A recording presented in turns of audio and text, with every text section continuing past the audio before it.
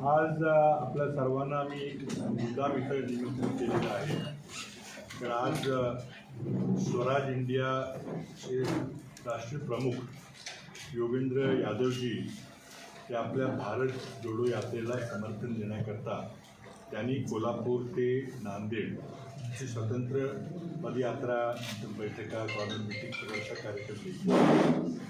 त्या आज कराड शहरातून कोल्हापूरहून काल त्यांची यात्रा सुरू केलेली आहे आणि आज ते कराडहून थोडं सातारा वगैरे असं पुढं जाणार आहे.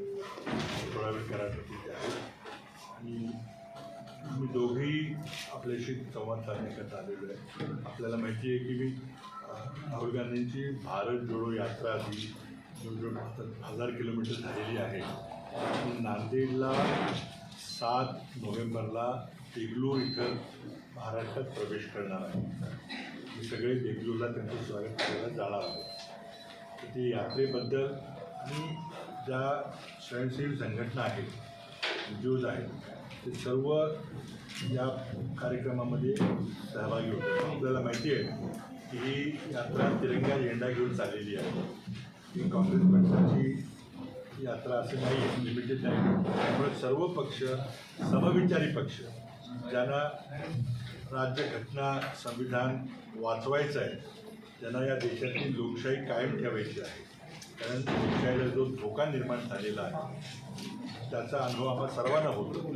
म्हणून सर्व समविचारी पक्ष हे एकत्रित येऊन या यात्रेमध्ये आपापल्या परीनं सहभागी होत आहेत. आज या ठिकाणी मी आपल्या सर्वांच्या सुद्धा योगेंद्र यादवजी, जे खूप राष्ट्रीय त्यांचा पक्ष तर आहेच, पण त्याही फार मोठं व्यक्तिमत्व आहे.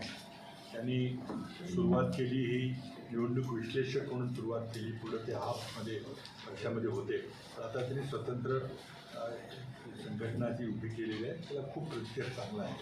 त्या इथं आपल्याकडे आले, त्यामुळे मी पहिल्यांदा योगेंद्र जी आपका बहुत फिर से स्वागत करता हूँ कराड़ में और बहुत धन्यवाद भी देता हूँ कि आपने जो समविचारी हमारे दल है सभी को इकट्ठे करके, हमारे वर्षाताई जी है, लोमटे जी है, बाबर जी है, त्यांचे जे सहकारी सगळे पक्ष आहेत ते आपल्याकडं काँग्रेसचे अध्यक्ष डॉक्टर सुरेश जाधव आहेत, रणजित देशमुख आहेत, ते जिल्ह्याचे काँग्रेस पक्षाचे समन्वयक आहेत. तर बाकी मग आमचे सगळे सहकारी आहेत.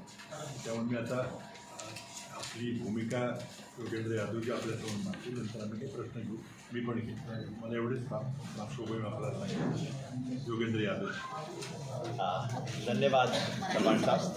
इतना मराठी में समझता हूँ. नहीं, हिंदी मेरी माँ है तो मराठी मेरी मौसी है, तो इसलिए इतना समझता हूँ. कराड़ के सभी मीडिया कर्मियों का धन्यवाद. यहाँ कराड़ में हम एक जन संवाद यात्रा के अंग के रूप में आए हैं. यह यात्रा कल कोल्हापुर से शुरू हुई, उसके बाद इचलकरंजी और जयसिंहपुर और अंत में कल रात को सांगली, आज सुबह इस्लामपुर और अब हम कराड़ पहुँचे हैं. और 9 जिलों में होती हुई ये यात्रा 9 तारीख को नांदेड़ में जाके भारत जोड़ो यात्रा से मिलेगी. इस यात्रा में केवल स्वराज इंडिया के नहीं, महाराष्ट्र के सभी जन आंदोलनों के साथी इसमें जुड़े हैं. एक इस यात्रा का उद्देश्य है महाराष्ट्र की जनता से आह्वान करना, महाराष्ट्र के जन आंदोलनों से, जन संगठनों से, नागरिकों से आह्वान करना कि वो सब आके भारत जोड़ो यात्रा में जुड़े. सवाल होता है कि भारत जोड़ो यात्रा जिसका आह्वान भारतीय राष्ट्रीय कांग्रेस ने किया है, जिसका नेतृत्व राहुल गांधी कर रहे हैं, उसके लिए आह्वान, उसके लिए लोगों को जोड़ने का काम जन संगठन क्यों कर रहे हैं? हम तो कांग्रेस पार्टी से नहीं. वो इसलिए कर रहे हैं कि आज देश में एक अभूतपूर्व स्थिति है. आज एक ऐसी स्थिति है जहां केवल समस्या एक बुरी सरकार की नहीं है. आज संकट केवल लोकतंत्र को बचाने का नहीं है, आज संविधान को बचाने का संकट है, आज भारतीय राष्ट्र को बचाने का संकट है, आज हमारी सभ्यता के जो मूल्य हैं, जो विरासत है, उसे बचाने का संकट है. आज इस देश में हिंदुत्व के नाम पर जो किया जा रहा है उसका हिंदू धर्म से कोई वास्ता नहीं है। ये चतुर्वर्ण व्यवस्था को वापस लाने का प्रयास हो रहा है। आप देखिए, दिल्ली में एक मंत्री शपथ लेता है जो बाबा साहब की शपथ है, वो 22 शपथ जो बाबा साहब की है। बीजेपी देश भर में उसके विरुद्ध प्रोटेस्ट करती है और आम आदमी पार्टी उसको निकाल देती है। आज वही उस व्यवस्था को लाने की कोशिश हो रही है। आज लोकतंत्र के धज्जियां उड़ाई जा रही हैं। मुझे महाराष्ट्र में बताने की ज़रूरत नहीं है किस तरह से पैसे से यहाँ सरकार बदली गई है। पूरे देश ने वो ड्रामा देखा है, गुवाहाटी वाला ड्रामा, और कैसे इस देश की बड़ी से बड़ी संस्थाएं सुप्रीम कोर्ट तक मौन हो गई, बिल्कुल खुला पैसे के खेल के सामने लोकतंत्र समाप्त हो रहा है। और कैसे इस देश में धर्मनिरपेक्षता को समाप्त कर दिया गया है। खुल्लम खुल्ला तथाकथित धर्म संसद के नाम पे खुला आह्वान होता है, इस समुदाय के लाखों लोगों को मार दो, एफआईआर नहीं होता, जेल नहीं जाते, कुछ नहीं होता। ये सब सत्ता के आशीर्वाद से हो रहा है। इस समय देश को तोड़ने की कोशिश हो रही है, और देश को तोड़ने की कोशिश वो लोग कर रहे हैं जो सर्वोच्च संवैधानिक पदों पे बैठे हुए हैं।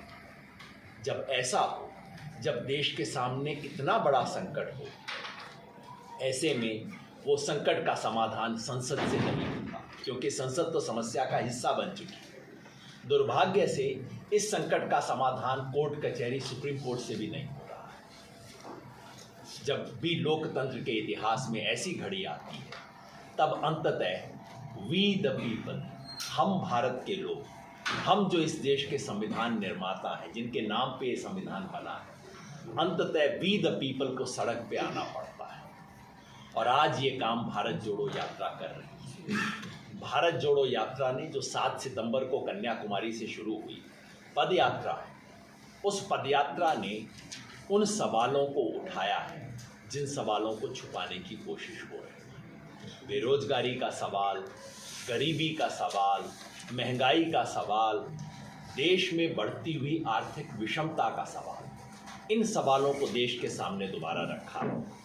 और चूंकि भारत जोड़ो यात्रा ये काम कर रही है, चूंकि भारत जोड़ो यात्रा इस देश में नफरत की राजनीति के विरुद्ध खड़ी हुई है, इसलिए हम सब संगठनों ने तय किया है कि हम अपने पुराने तमाम मतभेदों को बाजू में रख के आज इस यात्रा के साथ जुड़ेंगे। क्योंकि अगर मेरे घर में आग लगी हो, उस समय मुझे केवल 2 ही पक्ष दिखाई देते हैं।